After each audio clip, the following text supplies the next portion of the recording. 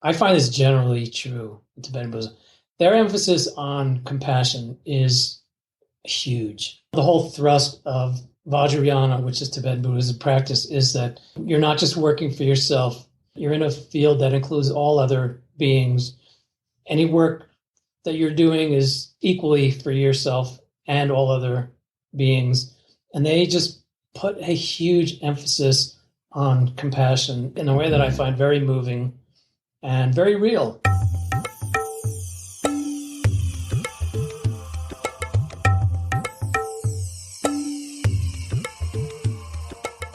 Welcome to the One Mind podcast from aboutmeditation.com. My name's Morgan Dix, and I'm your host. On One Mind, we explore different angles on meditation, mindfulness, and health.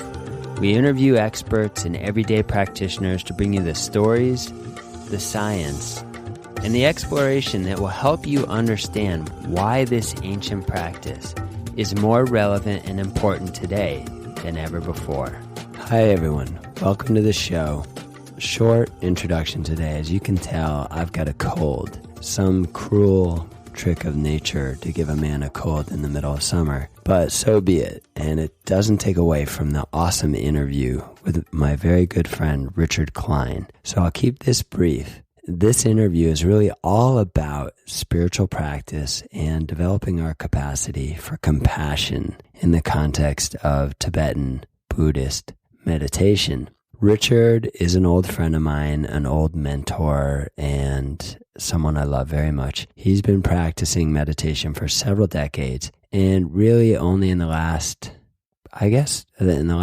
few years did he start practicing in the Tibetan Buddhist tradition. So we cover a lot in this episode, and you're going to learn a lot about compassion and Tibetan Buddhism from Richard's direct and unvarnished experience. And to be honest, that's really what I love about this interview. It's Richard's authentic and raw disclosure of what it takes to really practice meditation with real commitment over the long haul. So I hope you enjoy this interview as much as I did. Let's jump in. Here's my interview with Richard Klein. Richard, hey, it's so great to have you on the show. Welcome.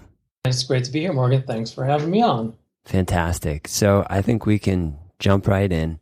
And I'd love to start with your story. How long have you been meditating? For you, what was the catalyst that started you down the path of meditation? And I'd love to hear, really, if you could give us a general sense of the evolution of your practice or your path since you started, because I know you've been practicing meditation for several decades. Well, okay, good. I had some interest in spiritual matters since I was a teenager. I had some kinds of little awakenings when I was a teenager, and of course, at the time, a lot of the Eastern Dharma was really just becoming part of consciousness here in America. So I read, Siddhartha, and I read all of Hermann Hesse's books, and like a lot of people, and then even when I was in college, I had times where I thought that my outlook on life didn't seem to really match too many of my peers' outlooks on life. I wasn't materially inclined and ambitious or worldly in that way. I was worldly in general, but not worldly in that way. So, and then the direct catalyst to getting involved in meditation, I think, was when I was living in California and doing emotional work. It was California. People were doing groups, all kinds of healing retreats I did one that was just for men, and it blew my mind and it just sort of kicked something off in my head that there was more, and that suddenly there was a door had opened to there's more, more than just what everything seems to be. Right. But it was really through kind of doing some emotional work that I got interested in Buddhism, particularly. And at the time, I had friends who were already meditating. They were Vipassana meditators. And as soon as I expressed an interest, actually a friend of mine took me around San Francisco. We went and saw Swami Satchidananda. We went and saw crazy Zen Master Rama, who came to a bad end. And we Yeah. went to see Zen Master Sung Sanim, the famous Korean Zen master, and he blew my mind. Just to set the scene a little bit further, what year was this? What time period? Oh, this would be maybe the mid 80s. Got it. Mid 80s. Anyway, so we went to see a lot of teachers, and I learned how to meditate in the Vipassana tradition, the Theravada tradition. I learned Vipassana, and I had very encouraging experiences right from the get-go. So I knew I was on the right track, and of course that was very helpful.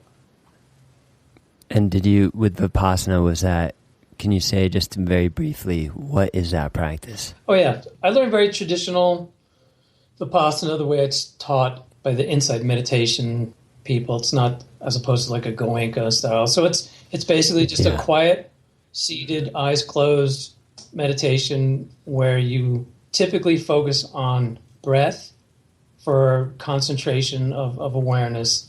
And then as you deepen in the practice or in an individual sitting, you become aware of the arising of sensation, thoughts, feelings, etc. And in the particular way I was taught, they were big on noting. So you would make a mental note of things that were arising in your field of awareness. And like that. I mean, I developed a very strong daily practice, twice daily practice, and then I became a retreat junkie doing traditional 10-day intensive retreats. It's where you could really get a chance to deepen your practice. And these were the Vipassana retreats? Yeah. How long would you sit in those retreats? How long would like a day of practice be? In the style which I learned, we would alternate walking meditation and seated meditation. And typically that would be at least 10 hours a day, if not 12 combined. And then if you wanted to stay late and if you got up early, then of course you could stretch that to even up to 16 hours of practice. And but again, you'd be more or less an hour seating meditation and then equal period of walking meditation. The walking meditation, I figured out there's a real synergy. Yeah. But the walking meditation is just concentration. It's just to focus the powers of your attention so that when you go and sit down again in meditation, the stronger your attention is, the further you can go. The less you're knocked off your seat by obstacles of intense feeling, or whether it's emotional or physical or thought generation. You sort of work your concentration muscle when you're doing walking meditation, so that when you sit, when you do your seated meditation, you're sort of a stronger yogi. It's good. So you sorry, say it again. So it's good. It works. I never could figure out how many people really made that particular 1-2 combination really as an engine of practice, but I definitely, at a certain point, I kind of got it. It's an engine. It's like a piston. Yeah. You're firing on 2 cylinders. Then it's very strengthening during intensive practice. That's awesome. All right. So I want to move on from Vipassana in a second, but when you said you started to have in that period some encouraging experiences, can you just briefly speak about or describe, give us a little sense of what the character of one of those might be? One of the first hurdles to meditating is to penetrate the thundering wall of your own thought stream. Yeah. Right? Because mostly our entire world is really defined by incoming stimuli and our thundering thought stream. Yeah. And so, of course, the whole idea of practice is that you're like, well, there must be something more.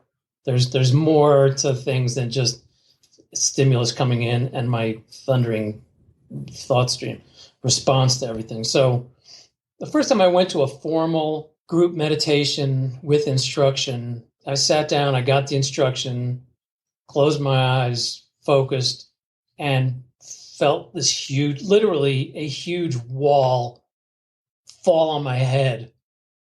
And then I was still there. It was a very inspiring experience, because I just felt the wall of thought just crash over me like a giant wave. Like when you go in the ocean and you're like, here comes a giant wave, I better duck. Yeah. And it was like that. And I ducked and the wave went over me, and there I was. And I had this greatly expanded sense of awareness. And I'm sure I was somewhat elated. Yeah. And so it was a very good experience. Cool. So then moving on, you became a retreat junkie. Yes. And then take us forward. Obviously, meditation can be powerful. And if you can meditate 18 hours a day, it gets very powerful. And I got really hooked on that. Yeah, I don't know what to say about all that. Yeah, well, you hinted at it already. Yeah, I mean, I continued to have a lot of experiences. I had visions and mysterious things would occur and powerful dreams. And I think just sometimes in doing practice in an intensive setting, you learn that things that ordinarily you would be completely repelled by, like physical pain, thresholds, certain thought intensities, kinds of thoughts that you would just be repelled, but you'd be pushed back by your own experience. Yeah. And in that way, contained, strangely but true, restrained and contained by your own experience. No, not by actual outside forces, but by your own experience. So when you do intensive practice, you get the opportunity to break through those barriers, in those sense of those kinds of limitations and ultimately false identification. So I was very enamored of all that. And so I liked doing intensive practice. Right. Interesting. What is your background like? What was your educational background or training? Did you come from a context or a family where meditation was part of your cultural milieu? And also, how were you trained? You're an artist, right? You were trained in a very liberal arts context, like very liberal, emphasis on liberal. Yeah. Just remind me a little bit of your own personal background and then how that affected the lens that you're approaching meditation with and this whole kind of unfolding journey. Okay. I was raised in New Jersey, very close to New York City, in a Jewish secular / atheist household. My parents were very well educated. They, typical, very strong emphasis on education. I was always very artistically inclined, and I was the sort of the wild one. And that was to a large extent encouraged. And in this regard, that did me well. I went to college. I studied music composition in an extremely liberal setting.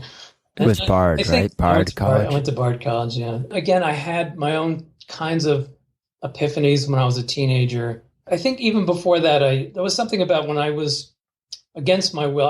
When I was 12 years old, I was like, Mom, I don't want a bar mitzvah. I just want the money, and I want to go to California because the hippies are there.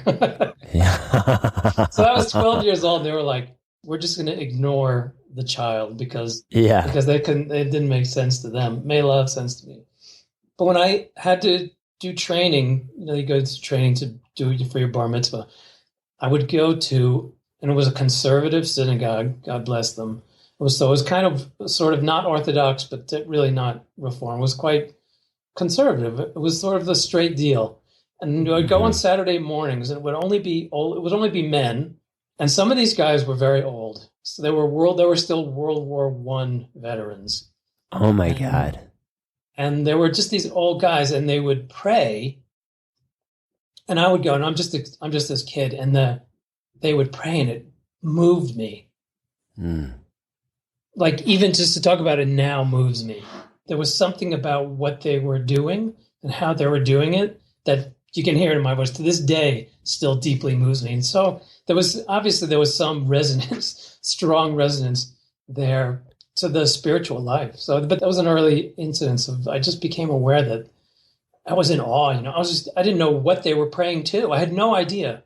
I couldn't see behind the curtain at all, but I could see them, and I could see what came over them in the kind of depth of devotion and love, really, that they were exercising, and that really moved me a lot. Wow. Still does. Yeah. But otherwise, I was just sex and drugs and rock and roll, really. Yeah. I've seen pictures. Yeah. So, okay, fast forward again. Back to San Francisco. Yeah. So you were on this journey of kind of deepening immersion in your practice over 5 or 10 years. Take us from there to present day, because I know a lot happened. My trajectory at that point, I was a retreat junkie, and I had come to a crossroads in my life in terms of my interest in Buddhism. At that point, I was really considered myself a Buddhist. I had very, very strong connection with Buddhist teaching and considered myself a Buddhist, and had to make a decision. What do I want to do with my life? I was in my late 20s, and being the practical guy that I am, I decided to just go whole hog being a meditator.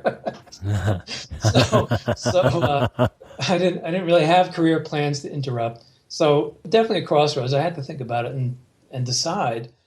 And as much as I loved my worldly friends, and I did and do love them, I decided that I was going to really pursue my spiritual life fully. At that time, that meant, in terms of what I was planning, going to Insight Meditation Center in Barre, Massachusetts, and doing 3-month retreat, and possibly getting involved there. And they have a long-term yogi program. Even at that time, you could stay in intensive practice for very, very long periods of time. So that was my plan. It got rudely interrupted by a renegade teacher named Andrew Cohen, who actually came out of that same Vipassana kind of group of people in England and in America. I went and met him, and completely changed my life in the most radical fashion. Changed me in a radical fashion, and changed everything thereafter in a radical fashion. And I became his student, and more or less stayed with him from 1990 to more or less 2008. So I was his student throughout that time. And everyone, just so you know, this is obviously, you may have gleaned this already, but this is how Richard and I know each other. And how we became good friends was, of course, we lived and practiced and worked together in Andrew Cohen's spiritual community.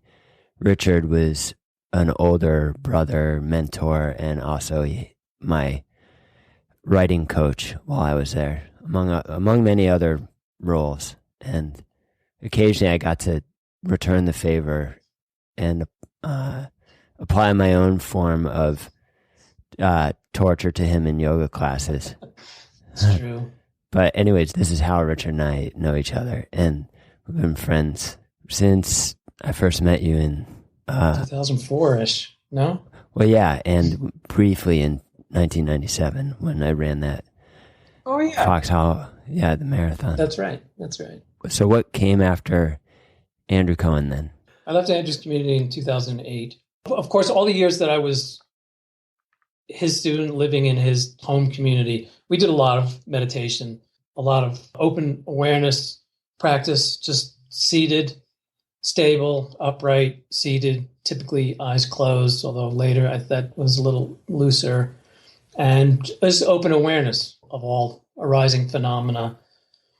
And I think the fundamental underpinning for the practice was the experience of not being, and therefore not identifying with thought and feeling, but identifying fundamentally with the ground of all being, and having that be the backdrop and the ground and the universe in which all of our individual experience unfolded. So that was the kind of open awareness practice we did with him. That was always a daily aspect of life. Yeah. At times we did a lot of practice. When I left his community at this point, I'd been a meditator and I'd been doing practice for decades at that point. I sort of had to take time to do nothing. So I stopped doing any practice at all for at least a couple of years. I'd worked with these tools for such a long time. And I was, again, kind of at a crossroads in terms of many, many, many years of very completely all-consuming practice. And then I was I was out in the world again, and I wanted to see what was what, let the dust settle. And I just learned this weekend from a Rinpoche, Namkhai Norbu, it's good to spend time integrating and contemplating. There's practice time, and then there's integrating and contemplating. And so I've spent a couple of years trying to integrate and definitely contemplating. And at a certain point, I reconnected with someone who had been very, very close, Dharma meditator friend, who teaches meditation now in the Seattle area, actually, unaffiliated meditation teacher. We reconnected, and she told me about a Tibetan teacher that she had found and had very, very good experiences with. And this is a person who had not had good experiences with teachers across a wide range of traditions. And she was like, this guy, his name's Sony with a Tsoknyi, Sony Rinpoche. And she was very encouraging, and anything that my friend Jude recommends, I take interest in, because I don't know any or many wiser people. My wife Michelle and I went to see him. He happened to be shortly thereafter doing a little weekend thing at Kripalu Retreat Center, which was very near where we lived in Stockbridge, Massachusetts. And so we went to see him and just felt so good to be in the bosom of the Buddha Dharma again. You know, after years of being on the cutting and at times ragged edge of a non-traditional teacher in a non-traditional community, to encounter the Tibetan tradition was like falling into the deepest down comforter you could ever imagine. You felt the grace and the love and the stability of a very, very ancient tradition that was still very, very much alive. Interesting, in the early years, and this was part of my own instinct and impulse also, and it definitely coincided and collided explosively with Andrew Cohen, was that the traditions can kill your impulse towards liberation. I had had this sort of thought and feeling way before I met him that the traditions can be stultifying, and that's across all spiritual traditions. Simply because they become organizational, and the organizations can then basically overwhelm the always radical spiritual impulse in its pure form. It's always an unruly thing, and the traditions can really squelch that. But after 20 plus years on the ragged, raw edge of really just being out there on our own, I no longer really felt I ran the risk of having my own inner spark smothered by the tradition. Yeah.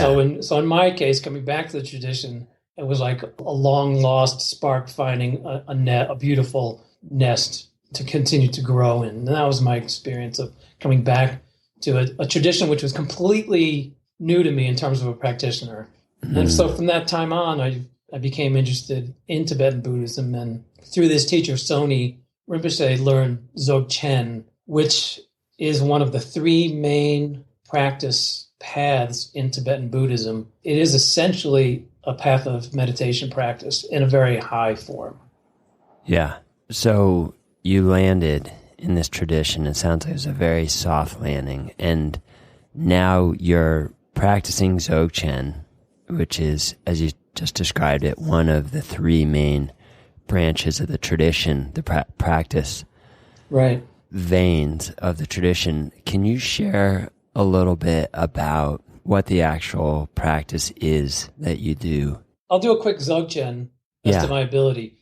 Dzogchen, I'm not a meditation teacher, so don't, I can say what I like, I guess. But the Dzogchen, my understanding, basically, the difference between a mindfulness meditation and Dzogchen is that in mindfulness, you're working with subject-object.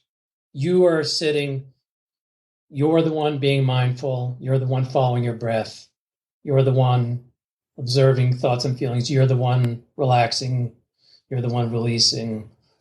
Maybe at a certain point, all of that dissolves and something else unfolds where subject and object dissolve. And that in the context of a mindfulness practice, that would be, it'd be pretty awesome fruit of practice. And I think it's the kinds of thing that happens when you practice that inspires you to continue practicing, because those kinds of experiences they just light you up. You're like, they just make all the practice feel like it's got a purpose, and the purpose is to pull away the veils that obscure our natural native ability to have a very, very, very huge view of what's real, of who we are.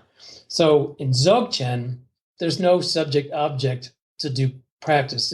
It basically, it's start to finish, it's non-dual practice. The whole idea of Dzogchen is to cultivate in informal practice, but to cultivate always, at any time, in any setting, the awareness of no subject, no object.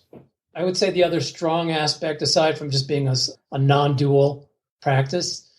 Before you go into that, just if we can just say a little bit more, because this term non-dual, it's a tricky one, right? And I thought you did a really nice job when you were describing it previously in the context of mindfulness. Can you just say a little bit more? What is subject? What is object? When you're saying when that subject-object split dissolves, that's how you were qualifying the non-dual practice, right? I got it. Which is Dzogchen. I got it. That starting point is moot. It's a moot point, anyways. Right. I would say broadly in the Buddhist teaching, one of the fundamental pillars, one of the main aspects of the Buddha's teaching was there is no separate I. There is no separate self. Even though, as some people like to call us, skin encapsulated beings, we operate and identify and go through life as individuals, but that our sense of ourselves as separate is fundamentally erroneous. It's wrong. It's not flawed. It's wrong.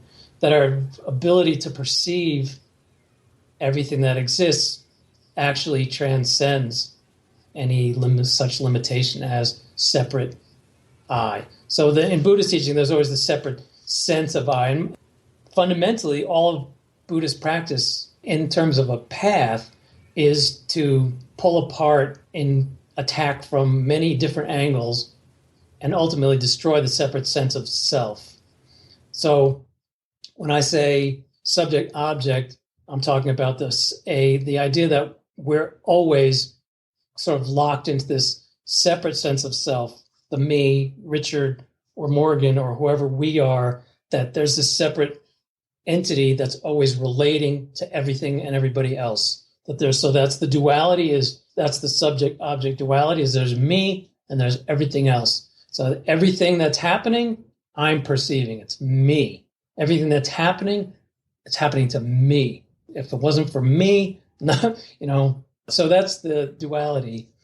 Got it. And Dzogchen, is that good? Yeah, got it. Is that good? Yeah, there's me, the subject, and then there's everything that's not me, which is that I'm perceiving, which is the object. Right. And if you think about how the world unfolds always, it's that separate sense of self. Not obviously, beloved Mother Nature made us to be individual entities that fight for survival and that fight for ascendancy. And on the other hand, work to cooperate and be successful as a species. We exist as individuals in this vast ecosystem here on this planet. And within that vast ecosystem, if you think about it that way, you really are. You're an individual. You're separate. You're walking your own path. On the other hand, that's the cause of suffering on both a very local scale, the kind of suffering that we as individuals experience because we don't see the larger picture. Particularly in the West, we suffer because we feel isolated and we feel alienated, isolated, struggling, unsupported. We're defensive, we're aggressive. We have all these needs and confusions and ideas, and there we are. And obviously there's a lot of suffering, both individually and collectively, that results from our separate sense of self struggling with ourselves, struggling with other people, struggling with the world, struggling for everything. There's a lot of struggle. So, I mean, it's all basic. It's fun. It's basic. It's Buddhism. You're hitting it's it. Buddhism. It's great. Teachings. In the Buddhist teaching, he said, well, there is a solution to all this suffering, and it really has to do with opening up our view of what's really going on here, who we really are, and what's really happening, and opening up ultimately so that our separate sense of self is really dismantled, is destroyed to the extent that we identify with all of creation. Okay, good. So you were telling us about Dzogchen, and I had asked you to clarify this distinction about non-duality, and you were just beginning to describe the practice of Dzogchen as it was different from mindfulness practice, and the starting point really being beyond that sense of duality, right, beyond subject and object. Right. The other way that I understand Dzogchen, and again, I'm a very, very fledgling practitioner and student of it, but the other way that I've come to understand it is what they call nature of mind teaching. So the sort of non-dual presentation of Dzogchen is a little bit more philosophical, abstract. And it's a little more nuts and bolts way that it's presented. It has to do with nature of mind. So nature of mind, my limited understanding, really has to do with, in the Dzogchen teaching, a big emphasis is on seeing and understanding, realizing and comprehending what the nature of our mind actually is. Because mostly we think our mind is just this giant computing machine in our head, through which everything, particularly in the West, it's an overdeveloped organ, overemphasized, overburdened, overdeveloped organ, and we just use it and rely on it. So we think of ourselves as what we think, and we see the world in a certain way because of our experiences and because of what we think. Almost everything in our world is a product or a byproduct of what we think. And in Dzogchen, it is by its own definition, the very most direct path to fruition is Dzogchen, because you go immediately to, well, what is the nature of mind? And surprisingly, it is possible to directly experience in a very global sense what the nature of your mind is. They teach that the mind is empty. The problem is we identify with the content of our mind, all the contents. Mm-hmm. And in Dzogchen, you actually take this very big step back to actually observe the machine itself, right, including all of its contents. But most of the time, when you're doing like a mindfulness practice, you're putting your awareness in a container where you actually can become aware of the content of your experience, right? So you imagine you're doing mindfulness practice, you're sitting quietly, you're forming sort of a bubble of awareness within which you're able to see directly your experience arising in every moment. And you're relating to it in a certain way. So that is creating some sense of separation and distinction between what's arising in your experience and your sense of immediate identification or grasping on or pushing away of your experience. Right. So in Dzogchen, you're taking a second step back. That's a good way to think about it, I think. So you're taking a separate step back so that in your awareness, your bubble of awareness is now 360 degrees and unlimited. So that even the sense of the person sitting and focusing their awareness is fully in your awareness. And then, therefore, your mind and the contents of your mind are all within that sphere of awareness. And it's an open awareness practice, but the emphasis is really on the all-encompassing nature of awareness.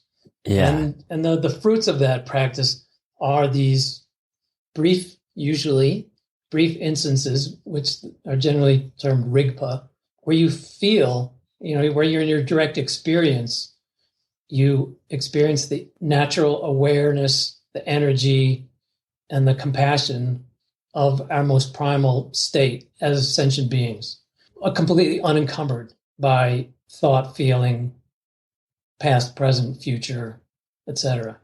Dzogchen is usually taught as many small experiences over time, accumulated over time.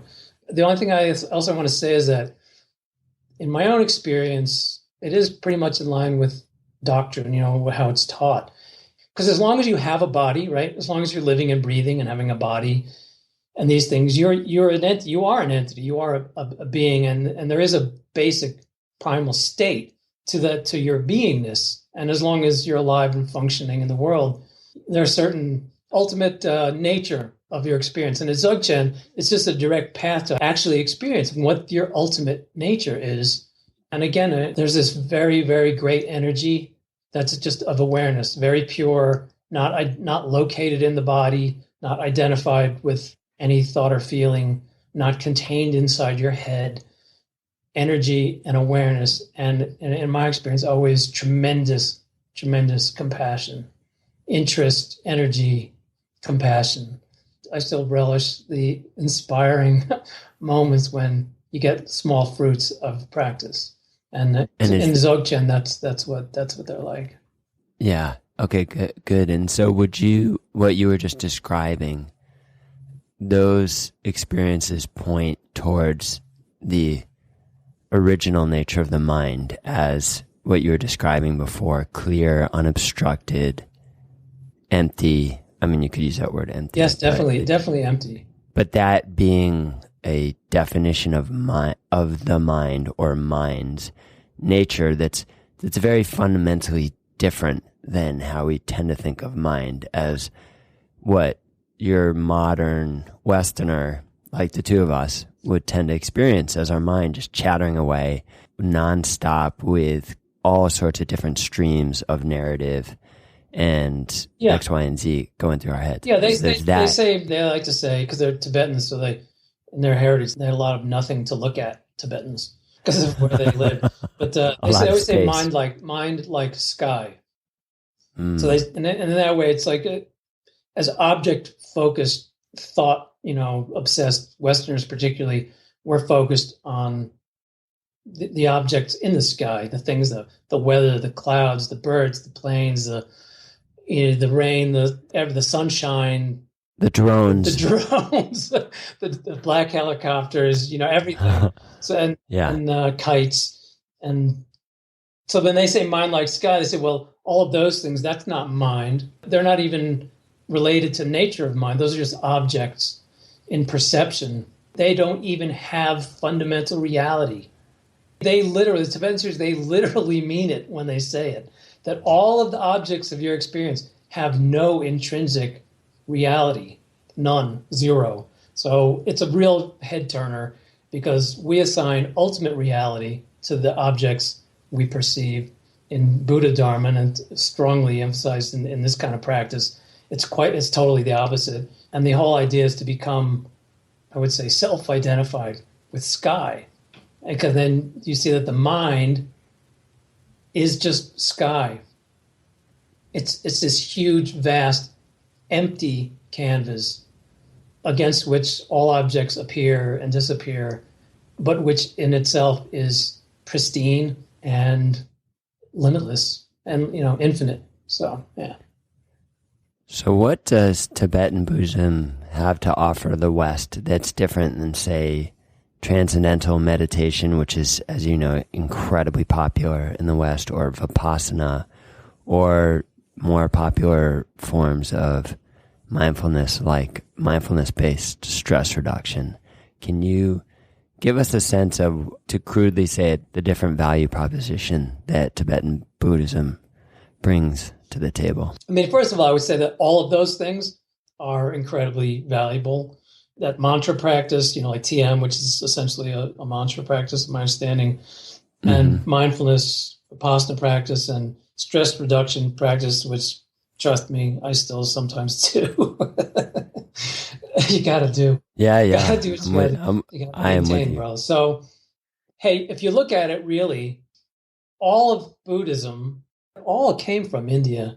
All these things all originated from the same period of time in India, and they're all informed by these same roots.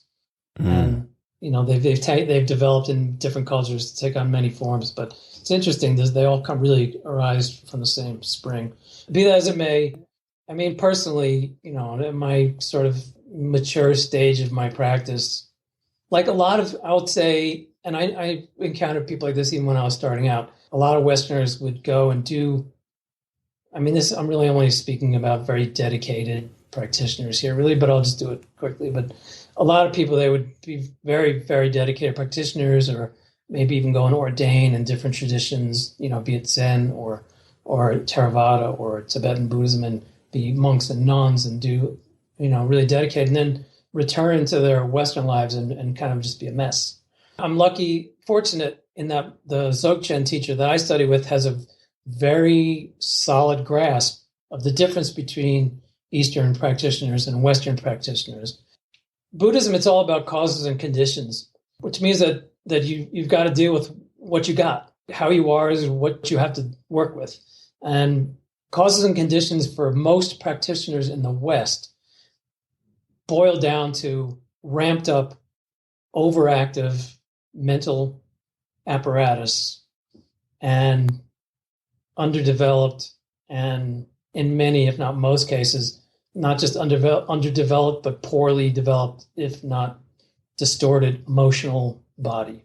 In most of the other schools of meditation, the more mindfulness-based ones, there's not a distinction really made in the traditional teachings to deal with those sorts of formations. They're just considered thought and feeling formations that you would just experience in your mindfulness practice, and you would treat them the same as you would treat anything else. And that's all well and good if you're actually able to self-liberate through your practice the kinds of karma, the kind of causes and conditions that you're made of. I think it's for many, many, many of us in the West, those teachings can fall short, or we don't have 15 years to go practice in a cave to actually be able to develop fully enough so that those things are resolved. So a lot of times we have a mindfulness practice, which is awesome, or we're just doing it for concentration awareness, which is awesome, or we're just doing it for stress reduction, which is awesome.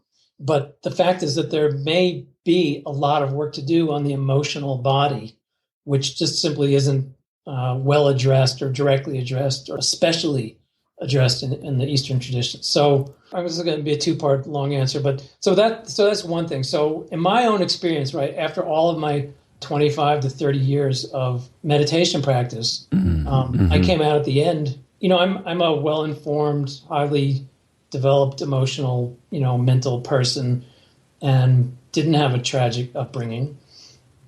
But after all my years of practice and accomplishment and effort and everything else, I still came out being, going, wow, I feel I'm a mess in this and such a fashion.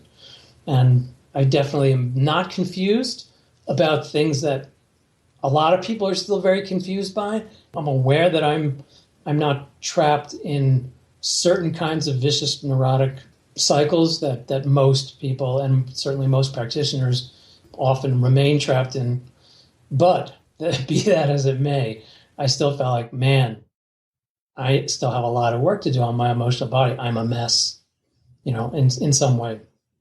So I found that after all those years of practice and everything, as a Westerner, I had to make a decision. I made a decision to go and specifically work to resolve other kinds of deeply rooted karmic inner conflicts that were obstructing my development, obstructing my practice.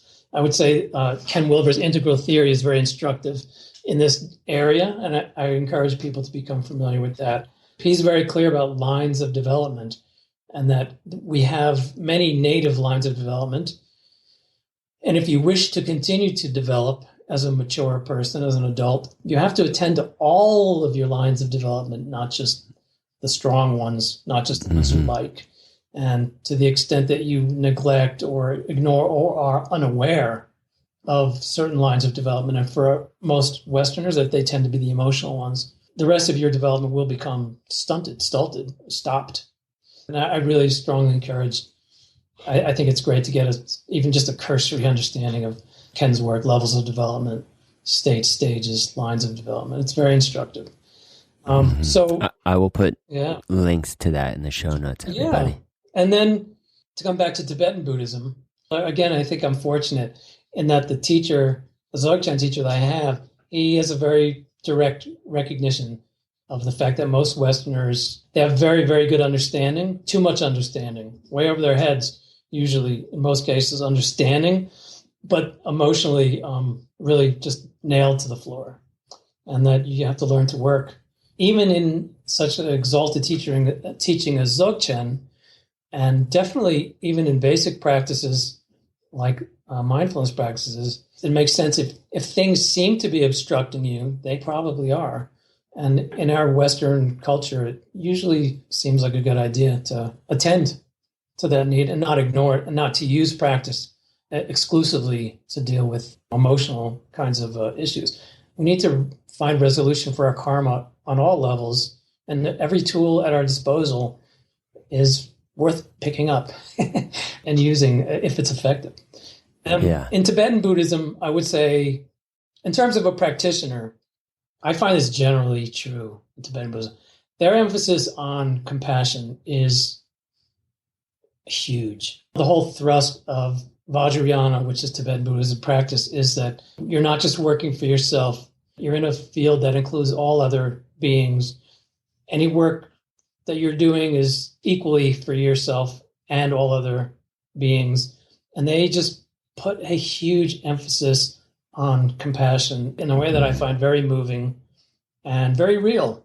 They exude it and they promote it and they teach it, and they generally, and I'm really generalizing, and I feel actually quite good about generalizing in this case, they seem to really have it. So even in a teaching like Dzogchen, compassion is fundamental in their teaching to the most primal experience you can have of your own nature. Compassion is, awareness, energy, compassion. And I have experienced that myself. And I just think in terms of being a practitioner in the world, both for our own benefit and for the benefit of all beings, definitely for all of our fellow humans, but certainly all beings, that kind of a teaching to me seems paramount, irreplaceable, precious. And so I'm always very gratified practicing in the Tibetan tradition because of their emphasis on compassion. That's awesome. So two-part follow-up to that. You've said you've really seen the impact of that and felt the impact of that in your own life. How, number one? And number two, well, first, can you answer that? Just how? What specifically? How has that played out in your own life? What different choices have you made as a result? What different behaviors? What different actions? Oh, yeah, good. That's a good question. I think two parts. One, relating specifically to practice that I'm doing in the Tibetan tradition, because I'm a newbie, I'm doing preliminary practices, which is a rather lengthy, unless you're doing it in a retreat fashion, is a rather lengthy years in terms of lengthy dedication to a sequence of practices. There are many specific iterations of it, and I'm doing one particular iteration of it. And it's a couple of hours of practice a day if I go through the whole thing.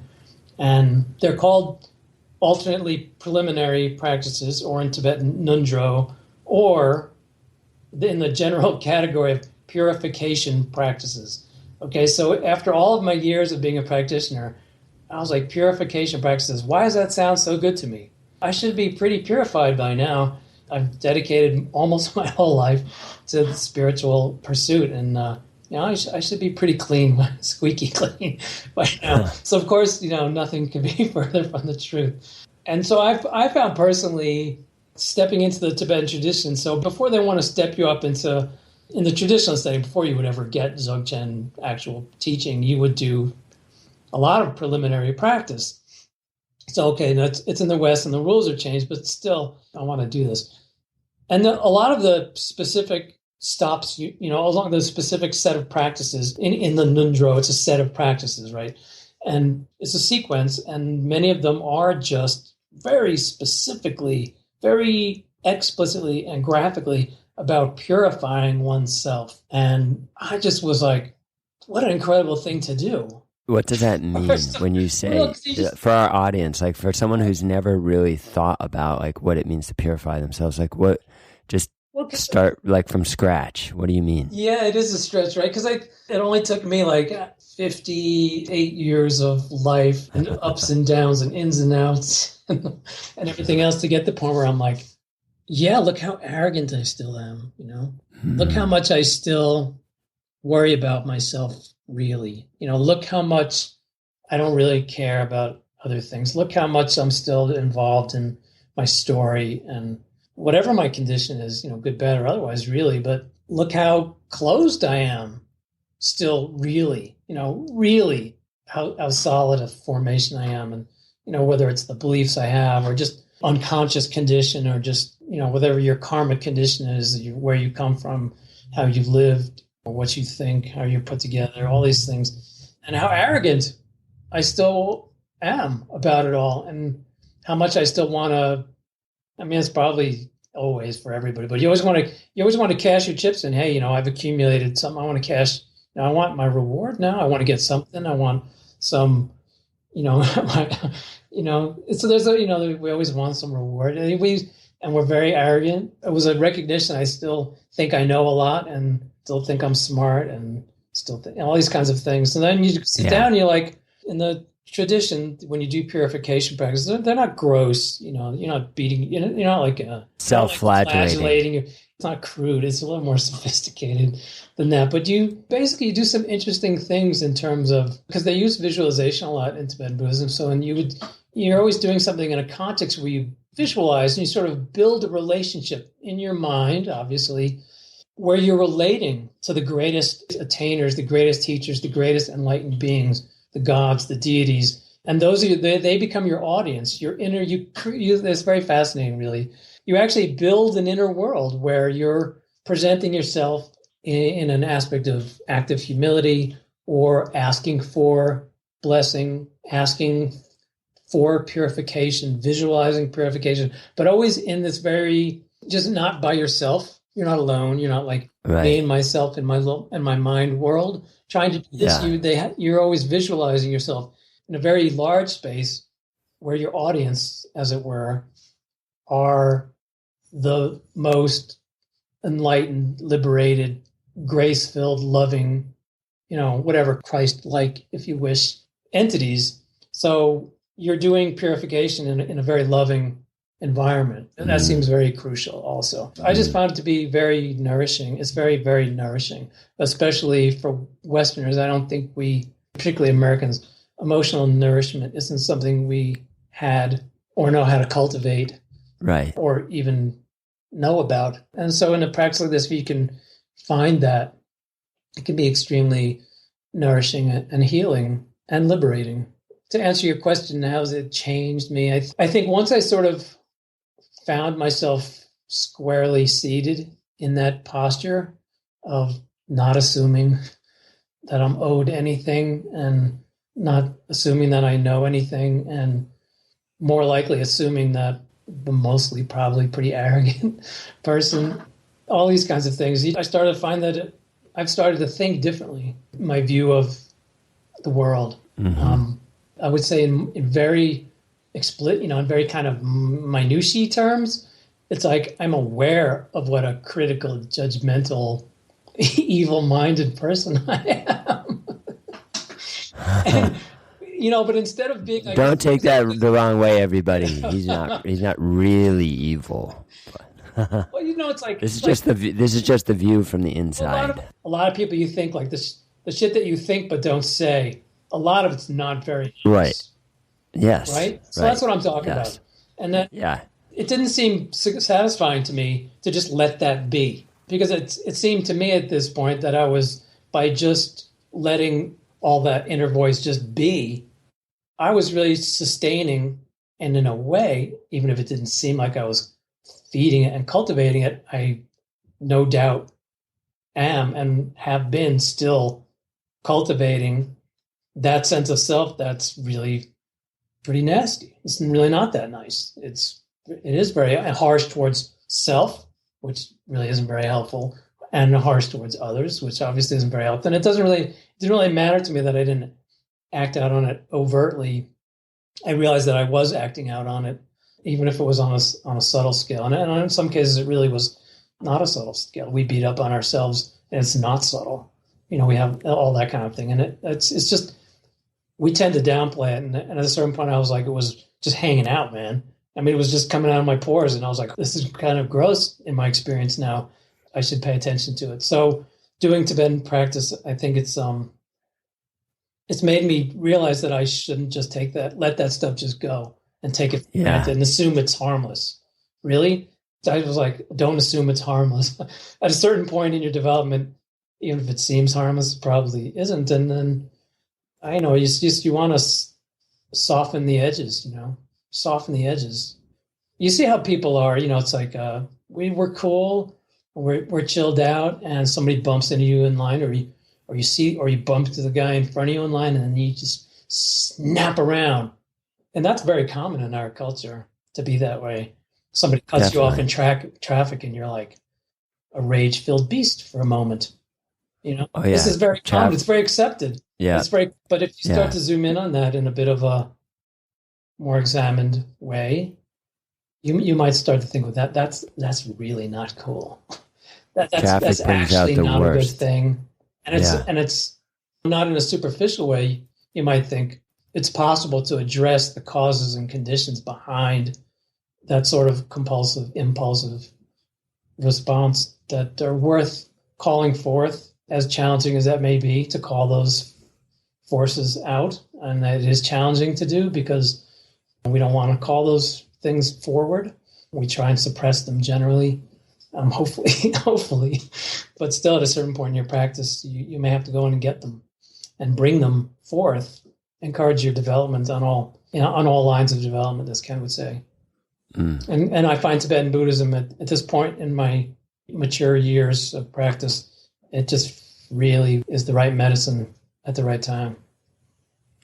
One reason I love meditation is that it hones my sensitivity to the presence of that which is, as you've alluded to a couple times, unlimited or undescribable. And it helps me to be sensitive to that in myself, in others, and just as part of the fabric of reality. And of course, it colors my life in really fundamental ways. And that, for me, that's a strong motivation in my practice. So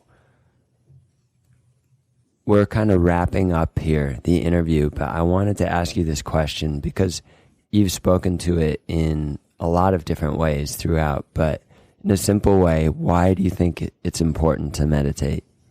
And why do you practice? Why do you practice? It's important, I think, for two reasons. One is, if we want to develop as human beings, we have to, I don't know, if you didn't want to develop your humanity, I don't know why you would. I mean, I guess you could meditate just to reduce stress, just to increase ability to concentrate and focus. I think there are just certain kind of basic tools of existence that meditation is helpful for. That's fine. I think they're the best tools for the job. Even if you just are doing it for relaxation or for attention and, ability to focus, I think that's great. Beyond that, it really has to do with expanding your sense of reality, your sense of identity, to be more inclusive and to be more permeable and to be more transparent and transcendent. So, of course, even the most basic meditation practice has the power to step out of the compulsive stream of identifying thoughts and feelings and creates this very unique, very precious kind of space in your awareness where you're not just locked into the experience of thought and feeling. And in that space, there's, in and of itself, there's fundamental respite from the endless onslaught of thought and feeling, which never goes away anyway. You get some respite from it. And as you continue to meditate, hopefully you develop a greater and greater and greater sense of space apart from the thundering, relentless experience of thought and feeling, and a greater and greater sense of an identity beyond thought and feeling, which hopefully, again, it depends on what you're interested in, but the ceiling of your being just expands out, expands and continues to expand and continues to expand and it continues to expand. And I think in and of itself, that sort of action of meditation, that meditation can produce, does two things. I mean, I think it sensitizes you, makes you more of a sensitive human being. And that's a good thing. We obviously need to be way, way more sensitive to ourselves and our surroundings than we are. So it's sensitivity on the one hand and wisdom on the other. The wisdom of knowing what's really going on here, why we're here, what our purpose might be, what our true nature might be, what it might all be about. So meditation has the sort of the power to develop both those aspects of our being. Nice. If you could give your 20-year-old self any piece of advice now, what would it be? If I was going to give myself advice from when I started, even given how much I threw myself into it, my advice would be throw yourself into it. Really throw yourself into it. Okay, I think the advice that I would give to anybody interested in meditation is congratulations. Because I would think when you look at the world and you look at the way the world is, and particularly, this is my personal feeling, particularly in the developed world, where we're headed and how huge an impact we have on each other and on the planet, and how little we understand about who we really are and what we're really doing here, there isn't anything you could do that would be of greater value than spiritual practice. And if you can make spiritual practice your life, that much the better. I would say if you're interested in meditation, developing an awareness and a sensitivity to who we really are, what it's really all about, being an sentient being, and what's really possible, then there's nothing greater that you can do to contribute to life on planet Earth. Nice. I think that's a wrap. Thank you, Richard. It's been great. Welcome. Thank you, Morgan. Yeah, it's been great to have you on the show. Great to talk to you. I hope you enjoyed this interview with Richard Klein. I put some resources for you in the show notes. If you want to learn more about Tibetan Buddhism, you can find the show notes at www.onemind.com. That's www.onemind.com. Also, please, if you enjoyed this podcast, head on over to iTunes and leave me a rating and a review. I'd be super grateful. Also, this podcast, it's sponsored by our Meditation for Life free guided meditation series. Just head on over to our website at aboutmeditation.com and you can sign up to receive those free guided meditations. So that's all for today. Thanks again for listening, and I'll catch you next time.